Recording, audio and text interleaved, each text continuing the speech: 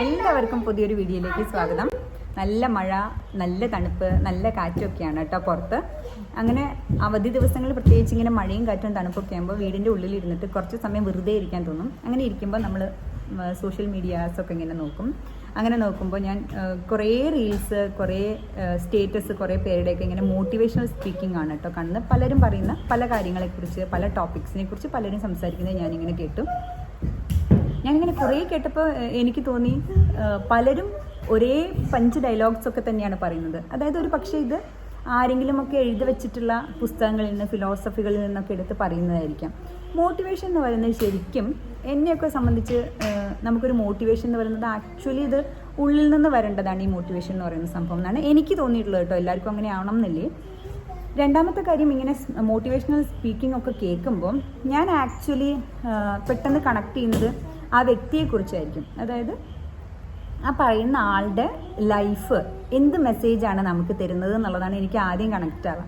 അങ്ങനെ വരുമ്പോൾ അവർ പറയുന്ന കാര്യത്തിന് കുറച്ചും കൂടി ജെന്യൂനിറ്റി ഉള്ളതായിട്ട് എനിക്ക് തോന്നും. അങ്ങനെ ലൈഫ് തന്നെ ഒരു മെസ്സേജായിട്ട് കൊടുക്കാൻ പറ്റുന്ന ആൾക്കാരാണ് ഇങ്ങനെ മോട്ടിവേഷണൽ സ്പീക്കിംഗ് നടത്തുന്നതെങ്കിൽ അവർക്ക് ഒരുപാടൊന്നും സംസാരിക്കേണ്ട ആവശ്യം വരില്ല എന്ന് എനിക്ക് തോന്നിയിട്ടുണ്ട്. കാരണം നമുക്ക് പെട്ടെന്ന് കണക്ട് ചെയ്യാൻ പറ്റും. ഫോർ എക്സാമ്പിൾ പറയുകയാണെങ്കിൽ, ഇപ്പം ഒരു മോട്ടിവേഷണൽ സ്പീക്കർ റിലേഷൻഷിപ്പിനെ കുറിച്ച് സംസാരിക്കാമെന്ന് വിചാരിക്കും. എന്ത് ബന്ധങ്ങളാവാം, ഫ്രണ്ട് സർക്കിൾ, അതായത് സുഹൃത്ത് ബന്ധങ്ങളെക്കുറിച്ചാവാം, അതല്ലെങ്കിൽ സഹോദര ബന്ധങ്ങളെക്കുറിച്ചാവാം, അച്ഛനും അമ്മയും മക്കളും തമ്മിലുള്ള ബന്ധങ്ങളെക്കുറിച്ചാവാം, എനി റിലേഷൻഷിപ്പ്, അതിനെക്കുറിച്ച് പറയുന്ന ഒരാൾ പല കോഡ്സ് വെച്ച് സംസാരിക്കുകയാണെങ്കിൽ ആ വ്യക്തി അവരുടെ ജീവിതത്തിൽ അത്രയേറെ ബന്ധങ്ങൾക്ക് വില കൊടുക്കുകയും ബന്ധങ്ങളെ നിലനിർത്താൻ അത്രയേറെ എഫേർട്ട് ഇടുകയും അത് ജീവിച്ച് കാണിക്കുകയും ചെയ്യുന്ന ആളാവുമ്പോൾ അവർ കുറച്ച് വാക്കുകൾ സംസാരിച്ചാൽ മതി. കാരണം ആ വ്യക്തിയുടെ ജീവിതം തന്നെ നമുക്കൊരു സന്ദേശമാണ്. ഇങ്ങനെ ഓരോ ടോപ്പിക്ക് എടുക്കുമ്പോഴും കുറേയേറെ സംസാരിക്കാതെ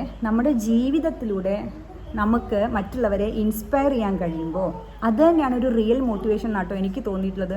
ഇത് എൻ്റെ തോന്നലാണോ, എനിക്ക് മാത്രം തോന്നിയിട്ടുള്ളതാണോ എന്നറിയില്ല. ഞാനിങ്ങനെ ഇതിവിടെ ഡിസ്കസ് ചെയ്തു.